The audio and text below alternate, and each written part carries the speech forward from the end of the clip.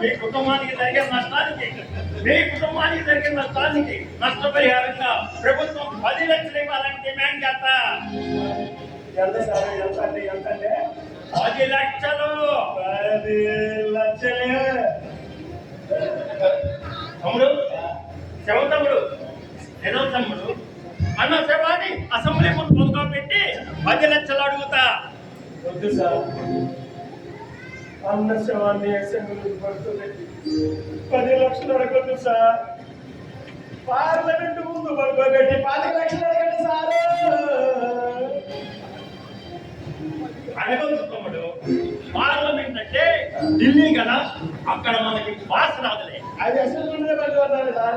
చలో హైదరాబాద్ సేవ కార్యక్రమం, వద్దు రాని, చలో హైదరాబాద్ సేవ కార్యక్రమం, వద్దు రాని, చలో హైదరాబాద్ సేవ కార్యక్రమం, వద్దు రాని, చలో హైదరాబాద్ సేవ కార్యక్రమం. అందరూ హైదరాబాద్ సార్ కార్యక్రమాలుగా చలో సార్ హైదరాబాద్, చలో సార్ హైదరాబాద్, చలో సార్ హైదరాబాద్.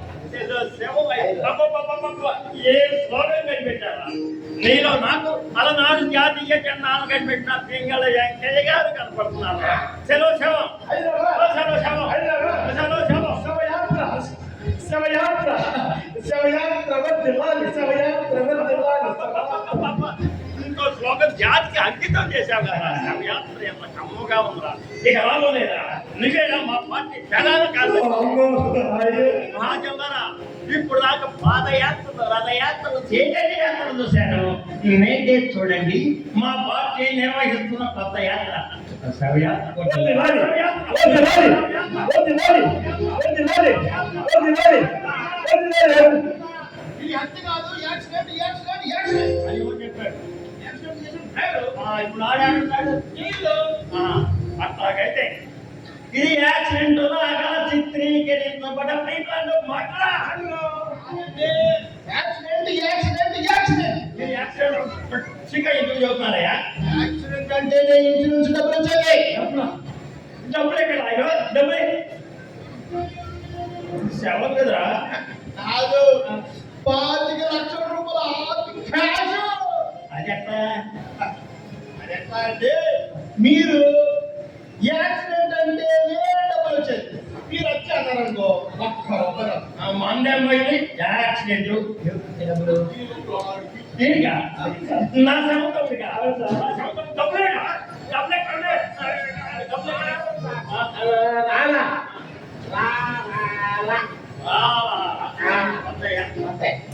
వస్తాయి జాగ్రత్తగా వస్తాయి.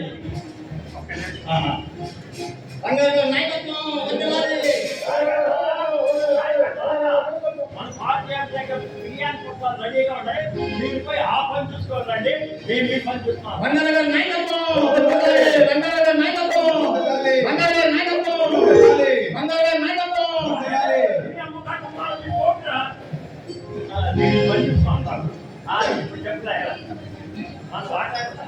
సార్ ఊరుకోండి సార్, ఆ శవం మీద వచ్చే పిచ్చి మాట మనకెందుకు సార్?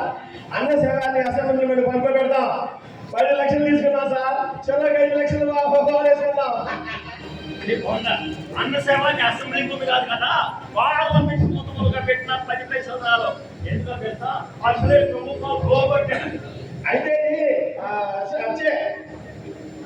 అంటే ఇది యాక్సిడెంట్ అండి. పెంగులంటే అదే సార్, నేను గుర్తుపడలేదు సార్. నేను సార్ పెంగులంటే సార్ మీ పార్టీ ప్రధాని గారు సార్, ప్రధాని గారు వచ్చింది. అసలు పెంగళకే జాతీయ జెండా కనిపెట్టిన మహానుభావుడురా. నువ్వేం కనిపించావు? నువ్వేం కనిపెట్టావు? నువ్వు ఎక్కడ తక్కువ. ఇప్పుడు మనం ప్లేడ్గా పార్టీలు చెప్పాము. చెప్పలేదు మన వాటా ఏమంటే ఈ శవం మీద కమిషన్ అడిగే హక్కు మీకు లేదండి. నేనెవరిని అలా మరి మాకు అంటే మా రాజకీయ నాయకులు పశువులు మేసే కొంత గడ్డి తెచ్చి దేశాన్ని రక్షించే తుపాకులు కమిషన్ అడగడం మా ఫండమెంటల్ రైట్. ఆయన ఊరుకుంటే ఉన్న శవంతముడు ఈ భారతదేశంలో ప్రతి పౌరుడి మీద సంపాదించుకునే హక్కు మాకుంది. ఏమంటే ఈ శవం మీద కమిషన్ అడగడానికి మీకు సిగ్గు లేదా? ఇంకా మాగా ఇంకా రాజకీయ నాయకులు సిగ్గు ఉంది అనే జనం ఉన్నారా? సార్ నాకు తెలిస్తే నోట్లో ఊస్తాను సార్ నేను ఉన్నప్పుడు డబ్బు ఉన్నోడికి సుఖాలు అనిపించడానికే టైం రావదు. ఇక డబ్బులే పేదోడి పూలం పట్టుకోవడానికి టైం రావదు. ఇక మధ్య తరగతులు ఎక్కడ తిరగబడతాడనే కదయ్యా ఉంటుంది. అది చూడటానికి వాడి టైం రాదు. హలో, టైం మాది. భయం మీదైనా ఏది ఏమైనా ఈ సేవకు కావాలనే హక్కు మీకు లేనే లేదు. దయచేసి దారుణ హత్య. ఈ హత్యంగా పోలీసులు ఇచ్చుకో నువ్వు ఇచ్చే చెత్త స్టేట్మెంట్ ప్రింట్ చేయడానికి ఏ పాత్రలు కూడా రెడీగా లేదనే. అందుకే మీ పార్టీకి ఒక పేపర్ పెట్టుకుంది. మా పార్టీ పేపర్లో చెప్తా. ఈ సేవ పెద్దవాళ్ళ కళ్ళల్లో పడితే అయితే మేము ముగ్గురు ఒక మాట అనుకోని నీకు ఒక విషయం చూద్దాం. అరే ఎవరు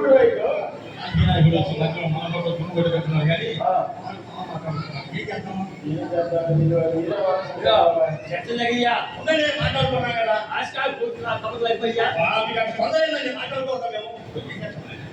నాకేం తెలుసుకోవాలా పోనీ అని చెప్పంటారా? చెప్పండి. ఆ వచ్చేది రూపాయి అయితే ₹10 ఏం తీసుకుంటాము? 15. 5 పైసలు మొత్తం ఇంకా తీసుకోరాదు. అదిగో ఆ దేవుడు ఉండే కంటే అది కూడా నాకు ఎందుకులే కానీ నువ్వే నాకే సరిపోద్ది. 5 పైసలు అయినా ఎందుకు ఎక్కువ తెలుసా? 5 పైసలు దేవుడికి వాటా ఇచ్చి ఆ దేవుడు కూడా మన పాపంలో కలపాలని నేను ఉద్దేశం. ఈ విచక్షణలు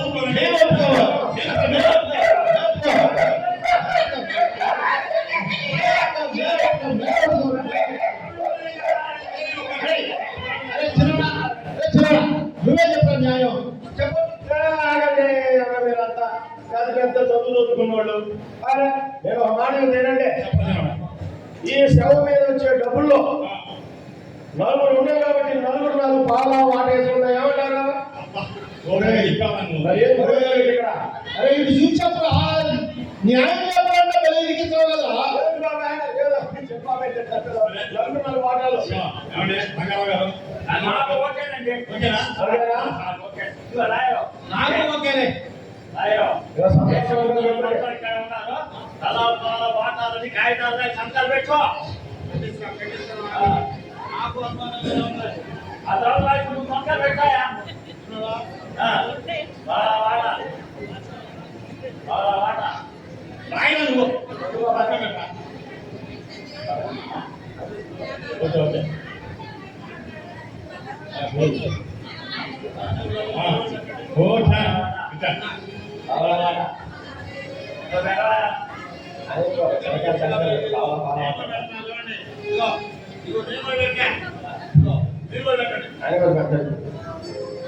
ఏ సొంత పెట్ట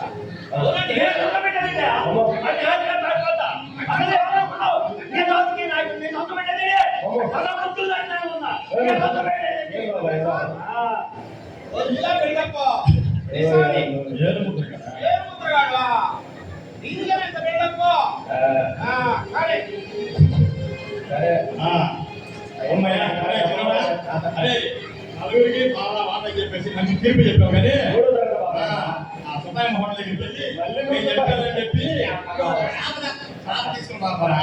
సరే పని చేస్తుంటే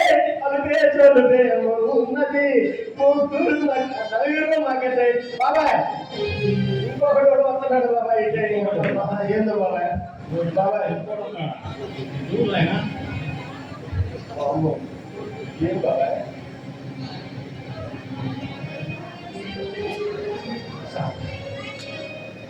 ఇక్కడ ఏదో గుర్తు తెలియని అనాథ ఉందని కేబుల్ టీవీలో అనౌన్స్మెంట్ ఇచ్చాడు.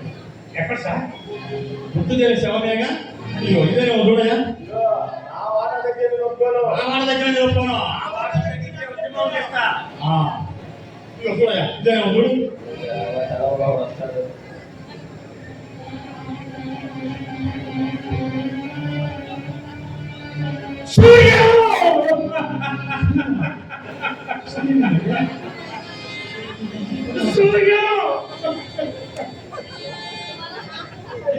ఎంత పని చేసావురా?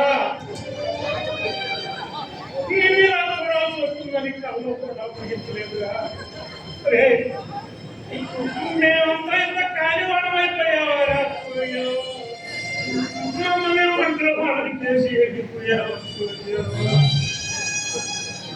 ఇదిగో బాబు, ఇతని పేరేంటన్నా?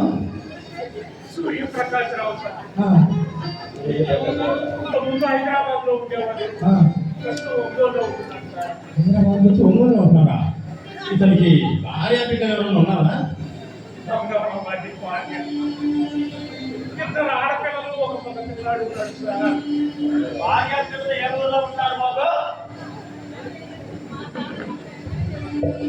సార్, మీరు మీరు ప్రతిపక్ష నాయకులు రంగారావు గారు తెలుసు సార్. ఎడ్యుకేషన్ రిలేట్ ఉన్నాయి సార్, మీరు సూర్యుని గుర్తుపట్టకపోతారు సార్. వీడు వీడు గొప్ప చిత్రకారుడు సార్. మద్రాసులో చిత్రకళలో డిప్లొమా పడాలి సార్. ఎన్నో గొప్ప గొప్ప చిత్రాలు చూపి ఎన్నో సన్మానాలు బహుమతులు అందుకున్నాడు సార్. సార్, మీ చేతుల మీద కూడా సన్మానం చేస్తున్నాడు సార్. పైగా పైగా మీ చిత్రాలు కూడా తీశాడు సార్. నా సర్వీస్ లో ఎంతమందికి ఎన్ని పత్రాలు ఇచ్చానో అన్ని నేను యాడ్ గుర్తు పెట్టుకున్నా. అందరు లాంటి వాడు కాదు సార్ సూర్యం. వాడు మీరన్నా, మీ పార్టీ సిద్ధాంతాలన్నా ప్రాణం సార్. మీలాంటి మంచి మనిషి, గొప్ప కార్యకర్త ఎవరు లేరని ఈ గురించి గొప్పగా చెప్పేవాడు సార్. ఈ పార్టీ కార్యకర్త, పైగా ఈ మీటింగ్ అన్నిటికీ హాజరయ్యేవాడు సార్. నేను చెప్పాలి నా కార్యకర్తని, ఇదిగో కానిస్టేబుల్, ఇదిగో మొత్తం వాళ్ళు చెప్పారు నా కార్యకర్తని. ఇదిగో రాయలో నేను చెప్పాను నా కార్యకర్తని. శవం తమ్ముడు, శవం తమ్ముడు, శవం తమ్ముడు కదా. అదే బాబాయ్ ఏంటో నాకు నిలబడతారు బాబాయ్. శవం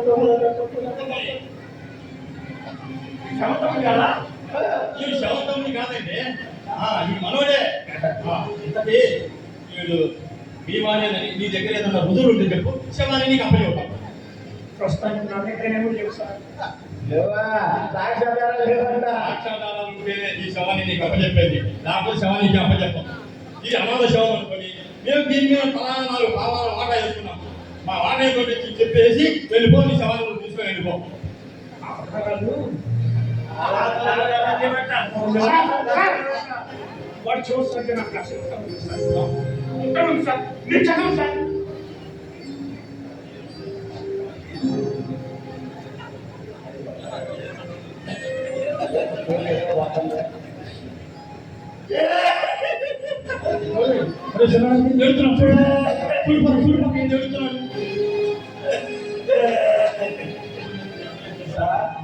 ఏంటి సార్ ఏడుస్తున్నారు?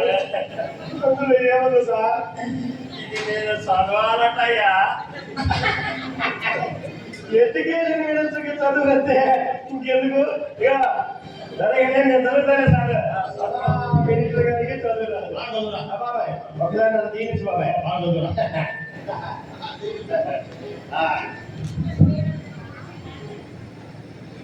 చదువురా. పాపుడితే పీకి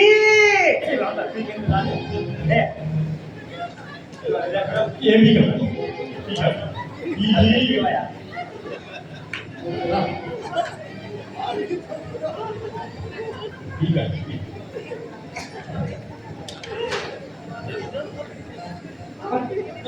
ప్రియమైన ప్రకాశం, నీ స్నేహితుడు సూర్యం గారు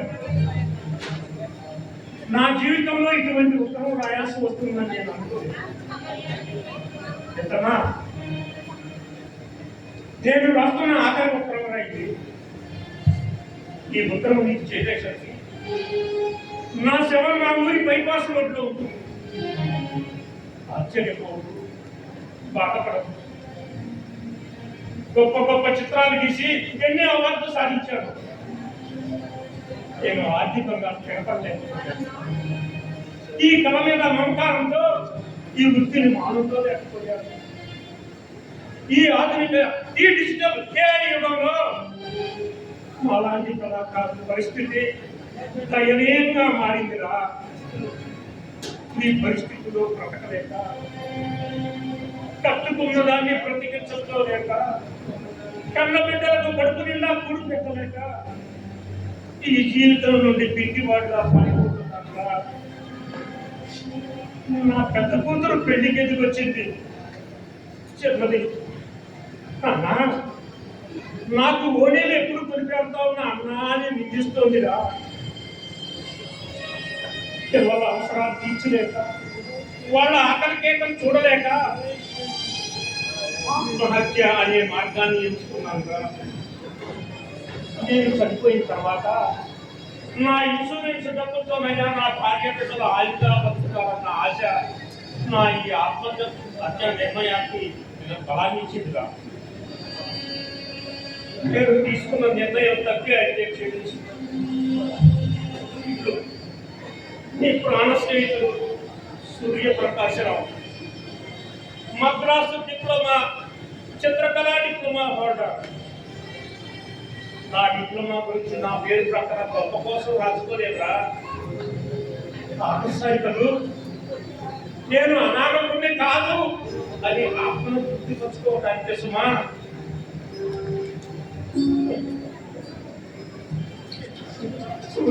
చాలా బాధగా ఉన్నాయా? చాలా బాధగా ఉన్నాయా? బాధపడి ప్రయోజనం సార్. ఇలాంటి చిత్రకారుడికి ఇలాంటి కథ పట్టకుండా చూస్తుంటే బాగుండేది సార్.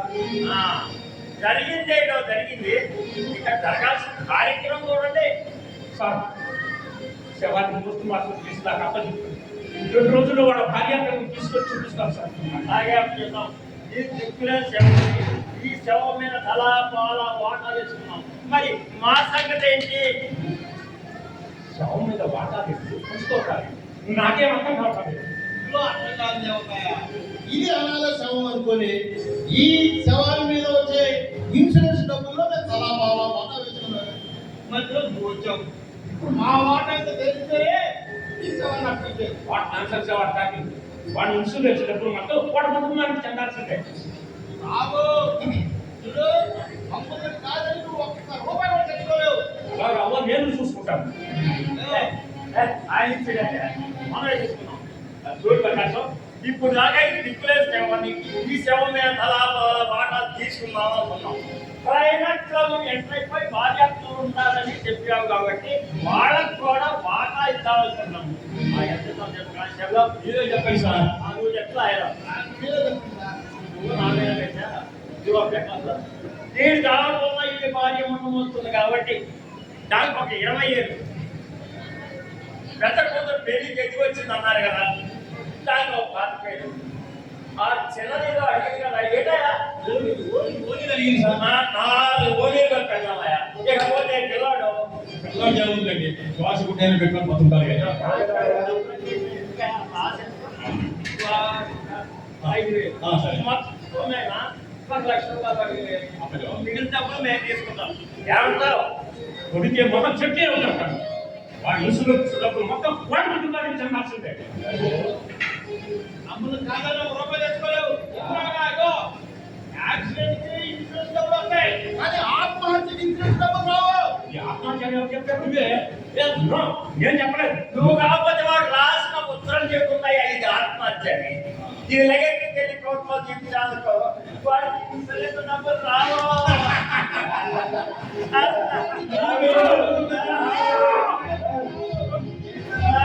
సూర్య చూడరా, చూడరా, నీ శవం మీద పైసలు వెళ్ళిపోవడానికి వచ్చి కూర్చోనక్కడం చూడరా. సూర్య, మనం చిన్నప్పుడు బడిలో విద్య చేసేవాడు. భారతదేశం నా మాతృభూమి, భారతీయులందరూ నా సహోదరులు. నేను నా దేశాన్ని చూసి గర్వపడుతున్నాను. చూడరా, నీ ప్రదర్శన చూడరా, నీ ఇండియన్ ప్రదర్శన చూడరా. అనువునా నా లాభం ఎంత అని ఇందుకు వచ్చే ఇలాంటి ప్రదర్శన చూడరా. నీచమైన ఈ ఆలోచన విధానాన్ని చూడరా. గర్వపడరా, గర్వపడు.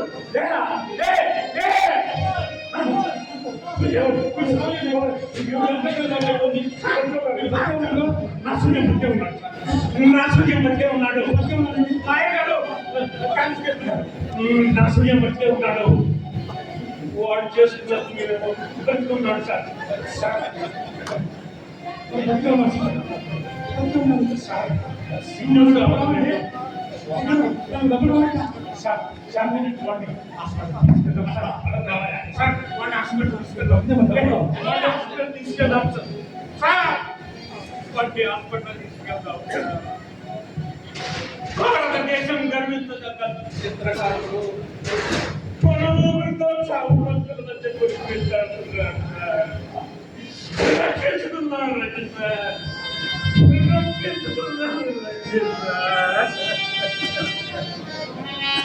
అన్ని అవయవాలు సరిగ్గా ఉన్నప్పుడే బ్రతకలేనని ఆత్మహత్య నిర్ణయం తీసుకున్నాడు. ఇక బ్రతికి ఎవరినో బ్రతుకుతాడు. మాకు తల్లగానే బ్రతికుండగానే వాడి ఆశయాలు నెరవేర్చుకోలేదు.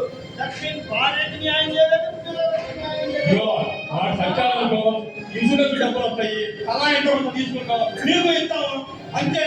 కనుక మన ప్రాణం చేస్తా తీసేస్తే పోదా. కాలిగా ఎక్కడికి ఇదిగో, నేను లాకప్ చెప్పేది శాతం కానీ ఇట్లా నెల్లూరు జిల్లా సంపాదన వల్ల కాదండి. కాలిగా లాగడం అక్కడ నేను అబ్బో, నేను మాట్లాడుతున్నా కానీ మీరే సేవ్ చేస్తున్నారు. మరి ఎవరు తప్పుతారా? ఇది నడి రోడ్డు అయినా ఎక్కడైనా ఏమైనా చేయగల సమర్థులు మీ రాజకీయ నాయకులు కాబట్టి మీరే నమ్మేయండి సార్. ఎవరు దక్కినా నాకు దక్కిందా?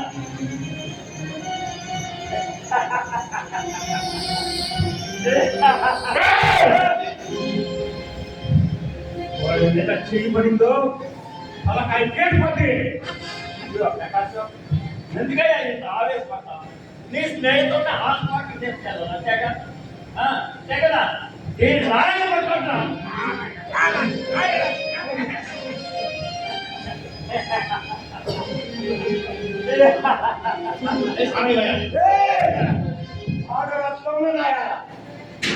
చావు బతుకుల మధ్య ఉన్న మనిషిని కాపాడడానికి బదులుగా చంపడానికి వస్తావా?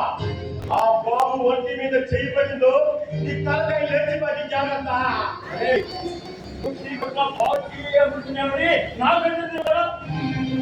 పాలు టీలు అమ్ముకున్న చౌకలు సార్.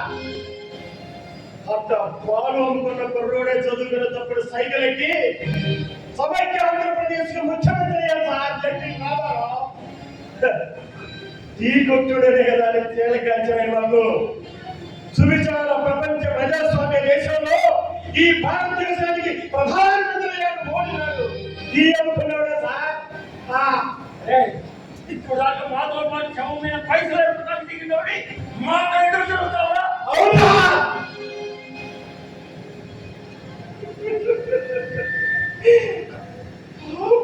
చచ్చిపోయాడు. ఆ శవం దగ్గర కూర్చొని ఏడిస్తే 10,000 ఇస్తానంటాడు ఆ నాయన బాబు. 10,000 రూపాయలతో ఆసుపత్రిలో చావు బతుకుల మధ్య ఉన్న మా అమ్మను కాపాడుకుందాం అనుకున్నారు. నేను సవాల మీద ఉన్న బిడ్డ 3 ఏళ్ళు గురించి ఆగలేదని ఆగితే కానీ నీలాగా బతుకున్న మనుషులు మీకు ఎదురే కొండలక్కడ కాదరా. ఆ బాబు ఒంటి మీద చేయబడితే నీ తలకాయ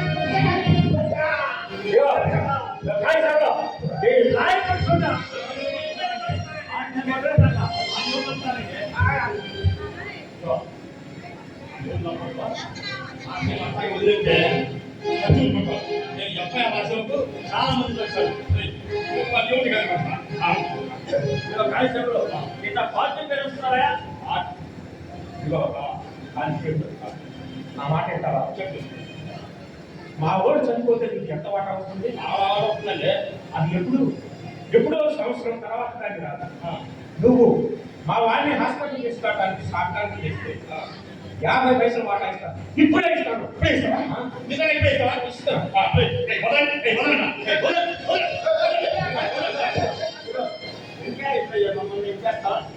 పార్టీలకు నాయకుల గురించి మాకు చెప్పదు. అసలు పార్టీలకు నాయకులు నేర్పిందే మీ రాజకీయ నాయకులు. మా అందరికి ఎప్పుడు తీసుకోవాలిస్తా? మేము ఒప్పుకోం. ఇది మీరు ఎత్తిన విద్యే కదా సార్. విభజించు పాలించు అనే బ్రిటిష్ వాడి సొంతాన్ని అవిభాజ్య భారతదేశాన్ని ప్రాంతాలుగా, రాష్ట్రాలుగా, కులాలుగా, మతాలుగా విభజించి పాలిస్తున్నారు. మీరు నేర్పిన విద్య సార్. ఇప్పటిదాకా నీ ఓటు 3, నా ఓటు 2.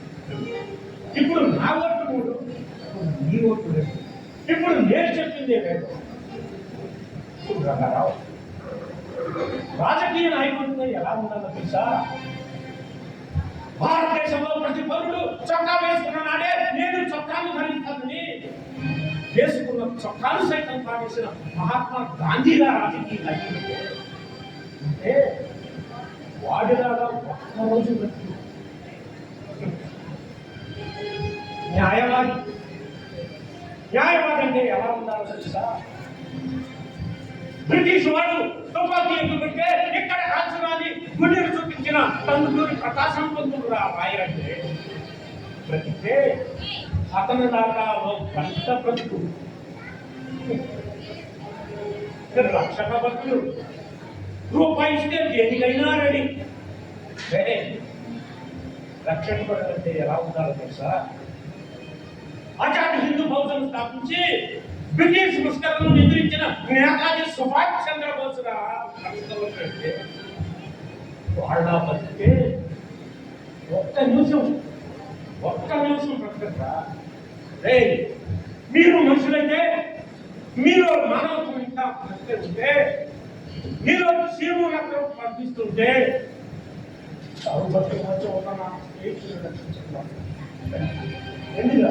రండి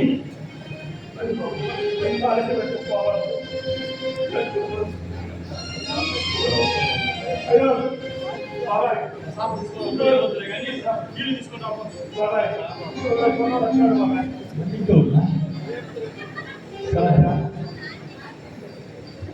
సార్, ఇతను ఎవరు సార్?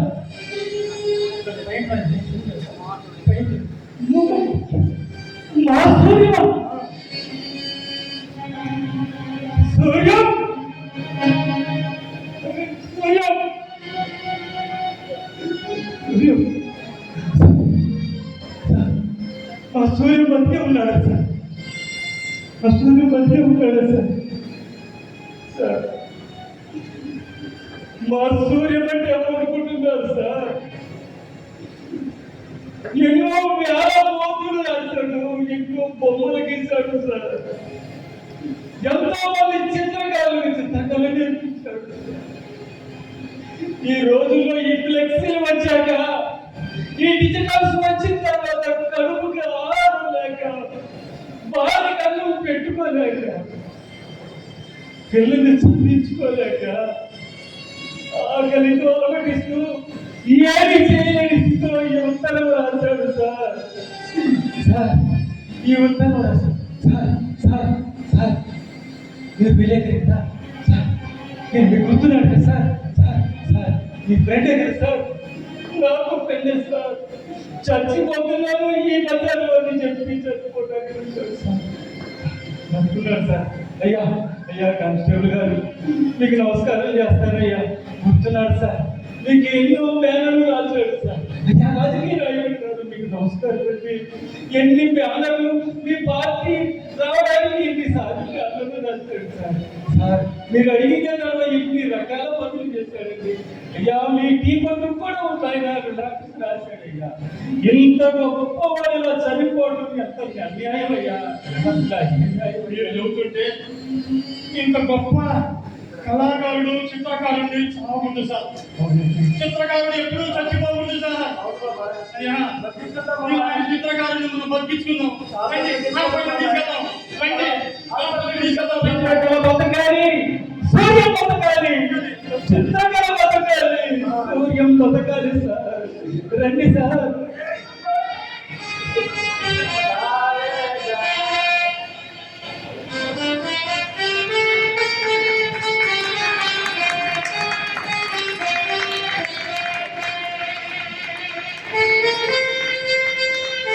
దగ్గర దగ్గర దగ్గర ఉల్టా పెట్టిన జెండా దీపం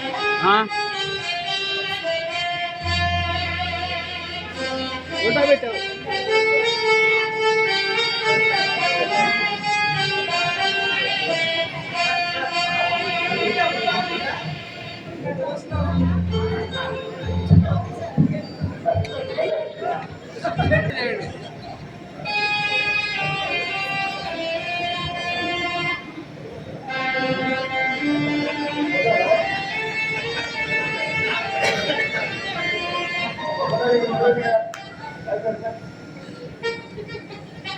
సూర్యాన్ని ఆత్మహత్య తీసుకెళ్ళి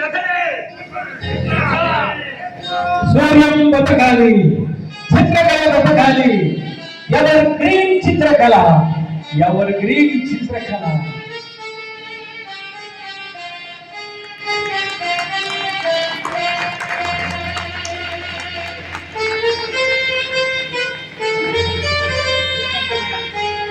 అందరికీ నమస్కారం. కిన్నెర మైత్రి కళా వేదిక వారి రంగుల మాయాబజార్ నాటిక ఈనాడు దీన్ని పరిచయం చేస్తాను. రాజకీయ నాయక పాత్రధారి తీసుకున్నటువంటి రాష్ట్ర ప్రభుత్వ అవార్డు తీసుకున్నటువంటి అలాగే బెచ్చగం రవికుమార్ గారు, వారు నేను కూడా ఎన్నో అవార్డులు తీసుకున్న సత్తెనపల్లిలో గర్వకారణమైనటువంటి గొప్ప కళాకారులు. ఎవరు శవంలాగా ఎవరు పడిపోలేదు అనుకుంటున్నారు. లాస్ట్లో ప్రాణం వచ్చినటువంటి